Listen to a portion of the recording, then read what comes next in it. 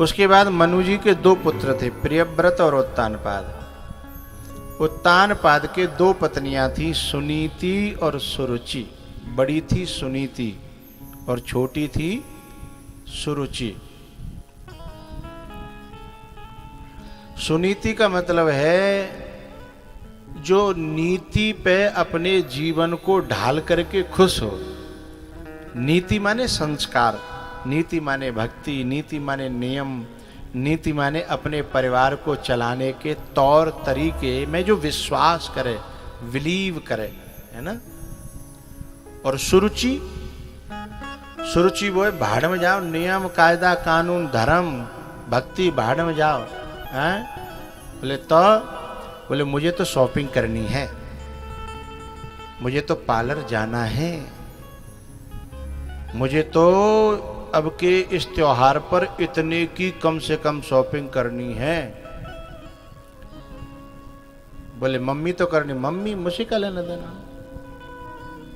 बोले वो बड़ी वाली नहीं कर रही, बोले मुझे क्या लेना देना। बोले वो बीच की नहीं कर रही, बोले मुझे क्या लेना देना। जो ऐसे परिवार के समझौते को, परिवार के प्रेम को अपने निजी स्वार्थ के लिए, शौक के लिए, शान के लिए, जो परिवार के प्रेम में और तौर तरीकों में, विधि विधान में जो आग लगाने को तैयार हो जाए, उसका नाम है सुरुचि। यानी केवल अपने में रुचि रखे।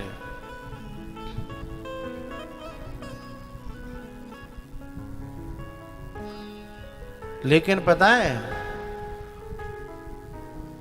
वो अपने शरीर को सजा तो सकती है, थोड़ा सा खा पी करके अपने शौक पूरे तो कर सकती है, लेकिन अच्छी नारी नहीं बन सकती। वो अच्छी पत्नी बोलो बोलो नहीं बन सकती, अच्छी बहू नहीं बन सकती, अच्छी माँ नहीं बन सकती, अच्छी बेटी नहीं बन सकती।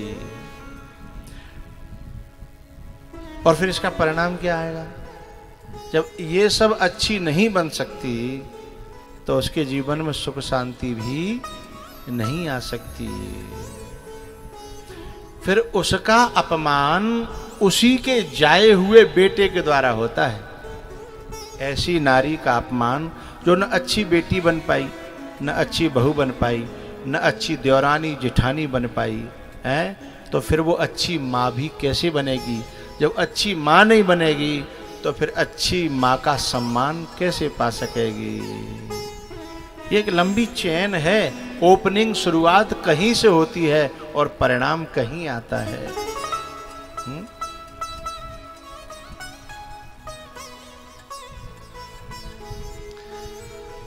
सुनीति जो है ना, वो त्यागमयी है, तपोमयी है, भक्तिमयी है। उसके जीवन में सुरम्यता है, मधुरता है, मिठास है, सबको लेके चलने की वृत्ति है, सबको खिला के खाने की वृत्ति है, सबको सम्मान देने की वृत्ति है। मेरे से चींटी भी कोई दुखी तो नहीं हो रही, ऐसे फूंक फूंक करके पांव रखने की जिसकी वृत्ति है वो सुनीति है। अब अपना अपना आकलन करिएगा, दूसरे का नहीं करना, पड़ोसी का नहीं करना, बगल वाले का नहीं करना, अपना अपना आकलन करना। चाहे वो नर हो चाहे वो नारी हो, अपना आकलन करना है।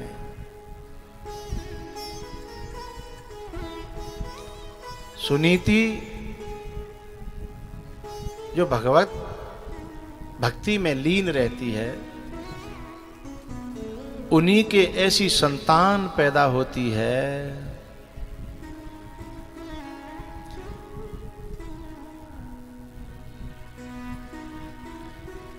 ये जो रोड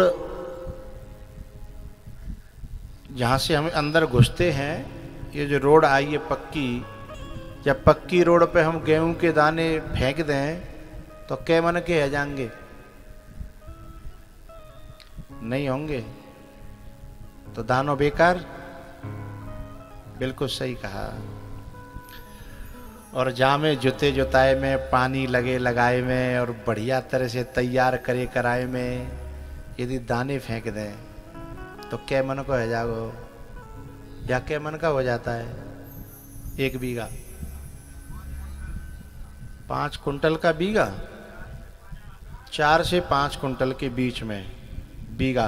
बीघा कच्चा रहता है, 7 विषय का, 20 विषय का पक्का बीघा है ना। हाँ, तो जब हम जुते जुताए में बढ़िया मुलायम जहां धरती है और नमी है, गीली धरती है, वहां पे जब दाना डालेंगे तो 4 से 5 कुंटल को बीघा प्राप्त होगा। और रोड पे उतरकाते फिरो, ऊसरा में डारो, पहले तो उपजेगो ही नहीं, बाई चांस उपज आयो तो पीर उपज जागो, और नेकाद बड़ो है कि वो समाप्त है जागो, है ना। ऐसे ही जिन माताओं का हृदय मुलायम है, गीला है, सुमधुर है, उनके गर्भ से ही ध्रुव जैसी संतान पैदा होती है। और जिनके हृदय कठोर हैं रोड की तरह, वहां ध्रुव पैदा नहीं होंगे। जिनके हृदय में कठोरता है वहां राक्षस पैदा होंगे, ध्रुव नहीं होगा, प्रहलाद नहीं होंगे। तो सुनीति के ध्रुव पैदा हुए। एक दिन क्या हुआ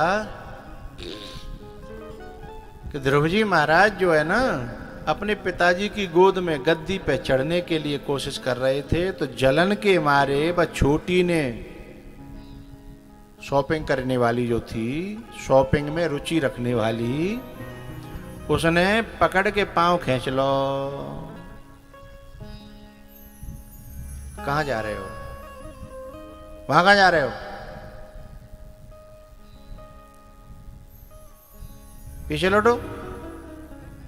यदि इस गोदी में, इस गद्दी में चढ़ना है, बैठना है, तो पहले तपस्या करो, फिर भगवान से वरदान मांगो कि मर के मेरी कोख में आ, और जब मेरी कोख से जन्म लेगा तो ही इस गद्दी पर बैठेगा। खबरदार जो इधर झांका तो चल।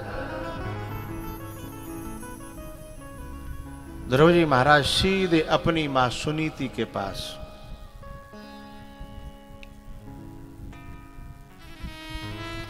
जैसे ही मां के पास पहुंचे सो ही आंसू आ गए, क्योंकि आंखें भी जानती हैं कहां रोना चाहिए और कहां नहीं रोना चाहिए, है? कभी कभी आपने देखा होगा, आपको कोई कलेश हुआ 15 दिन पहले, लेकिन आप रोए नहीं, लेकिन जैसे आपका कलेश समझने वाला आया ना, और आंखें फपक पड़ी और रो पड़ी, क्योंकि आंखें भी जानती हैं ये मेरे आंसू की कदर समझेगा। आंखें टपक गई। मैया ने कहा, बेटा क्या बात है? मां, मेरा बाप कौन है? बोले, महाराज जो गद्दी पर बैठे हैं वो तेरे पिताश्री हैं। ऐसे कैसे पिताश्री? कि मैं पिटता रहा और वो टुकुर टुकुर बैठे गद्दी पर देखते रहे। ऐसे कैसे पिताजी? तब मां ने कहा, बेटा इस समय तेरे दिन टेढ़े चल रहे हैं और मेरे दिन टेढ़े चल रहे हैं। इस समय न बाप काम आएगा, न भैया काम आएगा, न कोई मामा काम आएगा, न ताऊ काम आएगा। रहीमन चुप साधे रहो, देख दिनन को फेर, और जब नी के दिन आएंगे तो बनत लगे ना देर। थोड़े दिना टेढ़े हैं, धैर्य धारण करो। है तो तुम्हारा बाप ही, लेकिन इस समय अपना नसीब खराब है। इसलिए बेटा बात क्या है बताओ जरा। बोले, ऐसे ऐसे मेरी मौसी ने मुझे खींच करके और मेरे को डांटते हुए कहा कि यदि इस गोद में चढ़ना है तो पहले भजन कर, तपस्या कर, फिर मर के मेरी कोख में आ। धन्य है उस मां को, उसने ऐसी कोई बात नहीं कही कि मौसी के प्रति जहर भर जाए। माताओं की बड़ी जिम्मेदारी है, क्योंकि वे कच्चे कागज पर कुछ लिख रही हैं, क्योंकि बच्चे के हृदय पे जो छपेगा फिर मिटेगा नहीं। बच्चे के कोरे कागज पर जो छप जाएगा उसे मिटाना मुश्किल होगा। इसलिए बड़ी समझदारी से यूं ही कुछ नहीं कह देना बच्चे से, क्योंकि वो नहीं जानता कि माँ मजाक कर रही है, कि माँ झूठ बोल रही है, कि माँ कपट, वो जानता ही नहीं है। वो तो ये जानता है ये मेरी माँ है, ये मुझसे जो कहेगी वो सही कहेगी। तो ऐसा जहर मत भर देना। बहुत सी माता ये बड़ी गलती कर जाती हैं कि अपनी जलन, अपनी ईर्षा, अपनो द्वेष संतान के मस्तिष्क में डाल देती हैं। यदि कोई ऐसी वैसी होती तो तुरंत कहती, बेटा तेरी मौसी बहुत नालायक है, बहुत निकम्मी है, बहुत बदतमीज है, और चिंता मत कर, तू बड़ा हो जाए ना तो बदला लेंगे। और ऐसा जहर का बीज बो जाता, फिर वो जिंदगी भर उसे का आदर नहीं कर पाता, और खुद का भी नुकसान होता और बच्चे का भी नुकसान होता। उसने बड़े तरीके से उस कांटे को निकाला जो हृदय में चुभा था।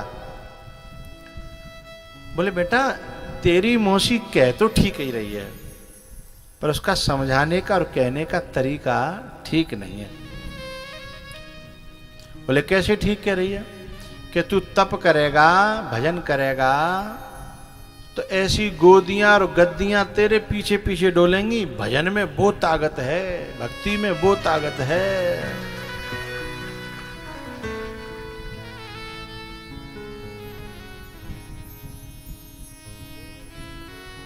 बात तो सही कह रही है, पर कहने का तरीका थोड़ा ठीक नहीं था। इसलिए मौसी से द्वेष मत करना।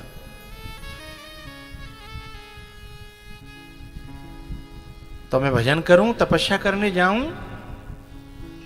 बोले जा, मुझे भी खुशी होगी, क्योंकि जब किसी का बेटा गलत मार्ग पे जाता है तो उस बुरे कर्मों का परिणाम बेटा को तो भोगना ही पड़ता है, मां को भी भोगना पड़ता है। और जब किसी का बेटा अच्छे मार्ग पे जाता है ना, तो बेटा तो जाता ही है स्वर्ग को, अच्छे वैकुंठ को, लेकिन उससे पहले उसकी मां के लिए विमान आता है। अच्छा एक बात बताओ, जब बेटी ससुराल में जाकर के कुछ अच्छा काम करती है तो बेटी का नाम बाद में होता है, मां का पहले होता है। और जब कुछ गलती करती है तो बेटी का बाद में होता है, मां का पहले होता है। जाकि मैयो ऐसी होगी हैं, और आगे बढ़े, अरे खानदान भी ऐसा है, जागो है, खानदान भी ऐसा है। लेकिन यदि कुछ अच्छा काम कर जाए, इसके खानदान में इसके माँ, दादी, बाप, दादा बड़े धर्मात्मा थे, अरे उनका पौधा है ये, उनकी पौध है जो हमारे घर को आकर के हरा भरा कर रही है। हम तो उस घर के ऋणी हैं, हम कहाँ बा घर लायक रहता है, ये कहते हैं ससुराल वाले उस बेटी के अच्छे कर्म को देख करके। तो इस लोक में भी और उस लोक में भी यदि बेटा सही मार्ग पे जाए तो माँ के लिए विमान आता है, बेटे से भी पहले। और यदि बेटा शराबी हो, ज्वारी हो, चुगलखोर हो, बदमाश हो, हैं, कुकर्मी हो, तो बेटा से भी पहले हैं यम के दूत जो है उसे नरक में ले जाने के लिए स्वयं चले आते हैं। इसलिए सुरुचि कहती है बेटा, सुनीति कहती है बेटा तेरी मौसी ने तो सही कहा है, गलत नहीं कहा। इस कांटे को तू निकाल दे, उसका तरीका गलत था। और यदि तू तप करेगा तो मेरी तो कोख धन्य हो जाएगी, मेरा जीवन धन्य हो जाएगा, मैं धन्य हो जाऊंगी। हैं? इसलिए बेटा तू तप कर, भजन कर, साधना कर, फिर ऐसी गोदियां, ऐसी गद्दियां, एक नहीं, दो नहीं, 10-20 नहीं, सैकड़ों तेरे पीछे पीछे डोलेंगे।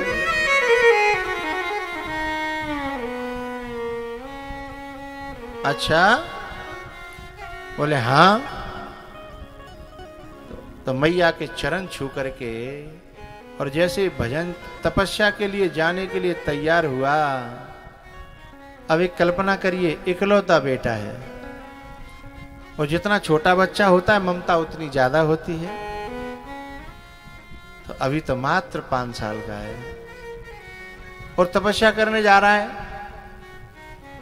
और तपस्या करने जा रहा है तो ये कह के जा रहा है कि लौटूंगा तो भगवान को पाके लौटूंगा, अन्यथा मैं घर में वापस लौटूंगा ही नहीं।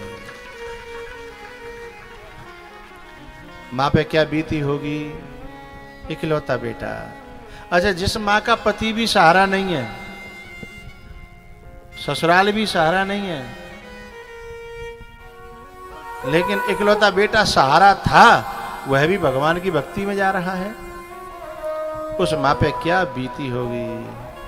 लेकिन वो माँ क्या कहती है, बेटा अपनी मौसी के पांव छू के जाना, उसका भी आशीर्वाद लेना। मैं एक बात बताऊं, आदमी बुरा से बुरा हो, खराब से खराब हो, लेकिन जब हमारा माथा झुकेगा तो उसको भी कुछ न कुछ भला तो कहना ही पड़ेगा, आशीर्वाद देना ही पड़ेगा। हैं? तो जैसे ध्रुव जी महाराज ने मां को पीठ दी, जंगल को मुख किया, आंखें भर आई, कलेजा भर आया और आशीर्वाद देने लगी है मां। बेटा तू जा संग में, दुआ हमारी है। लाला तू जा संग में, दुआ हमारी। धन्य भारत में, धन्य भारत में ऐसी महतारी है, धन्य भारत में ऐसी महतारी है। लाला तू जा संग में, दुआ हमारी है। बेटा तू रे जा संग में, दुआ हमारी है।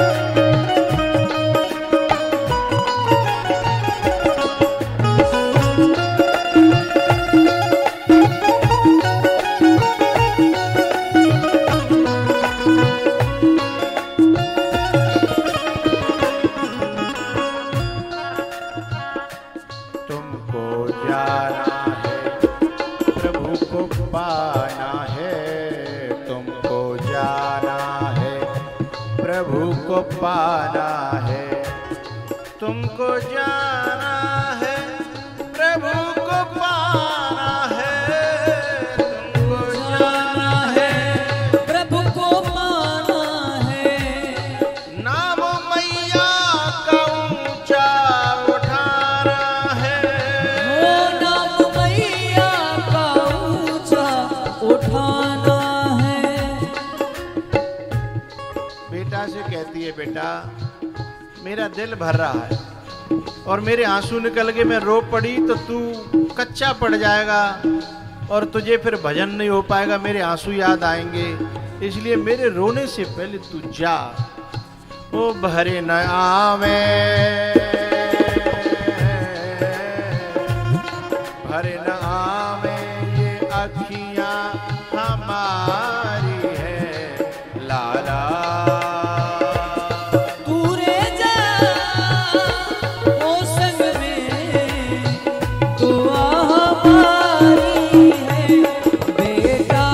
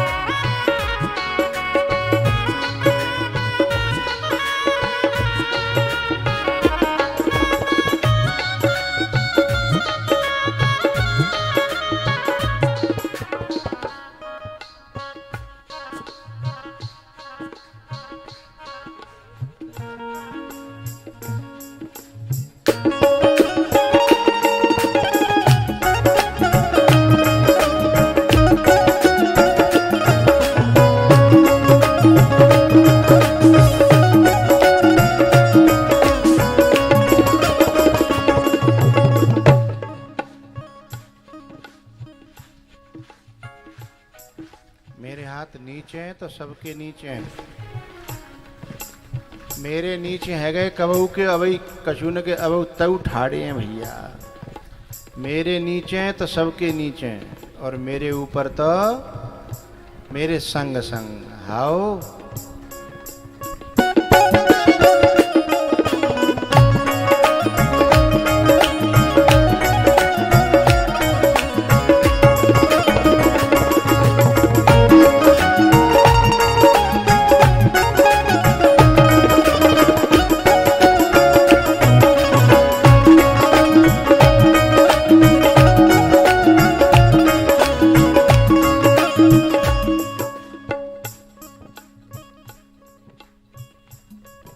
सब एक बेर में ही समझ गए,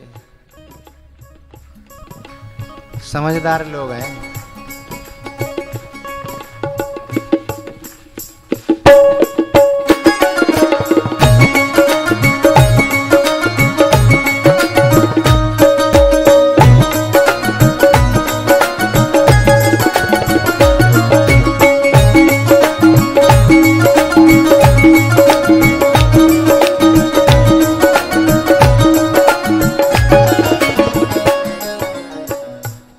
बेटा तू जा संग में, दुआ हमारी है।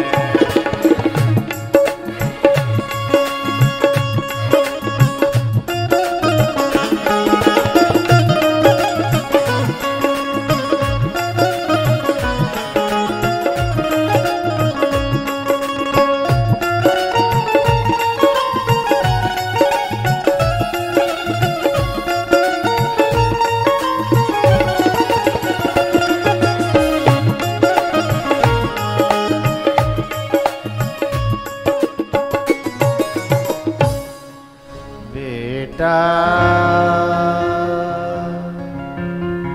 तू जा संग में, दुआ हमारी है। धन्य भारत में ऐसी महतारी है, धन्य भारत में, धन्य भारत में ऐसी महतारी है ए लाला। तू जा संग में, दुआ हमारी है।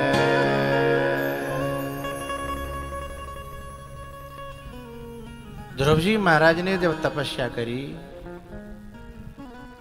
6 महीने में भगवान को प्रकट कर लिया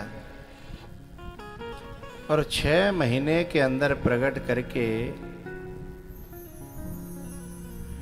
भगवान ने कहा कुछ मांग ले बेटा। बोले मैं मांगना जानता ही नहीं।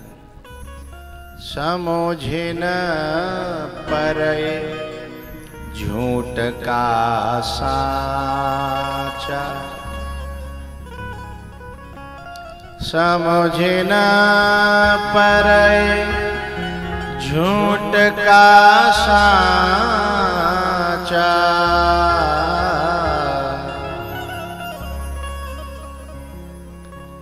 बोले मेरी तो समझ में नहीं आता क्या झूठ है क्या सत्य है,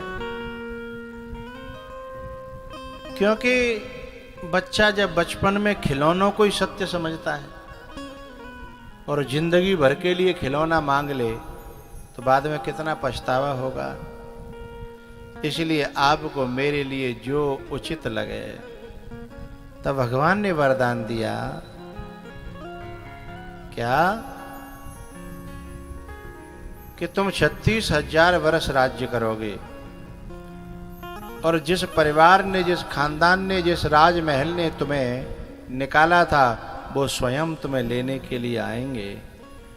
और 36,000 वर्ष राज्य करने के बाद जब तुम इस धराधाम को छोड़ोगे तो तुम्हारे लिए एक लोक पहले से ही तैयार कर दिया जाएगा जिसको ध्रुव लोक कहेंगे और संसार में ध्रुव तारा,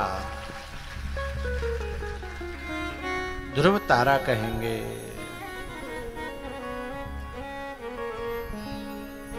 बोलो ठड़े श्री महाराज की। आ जाओ।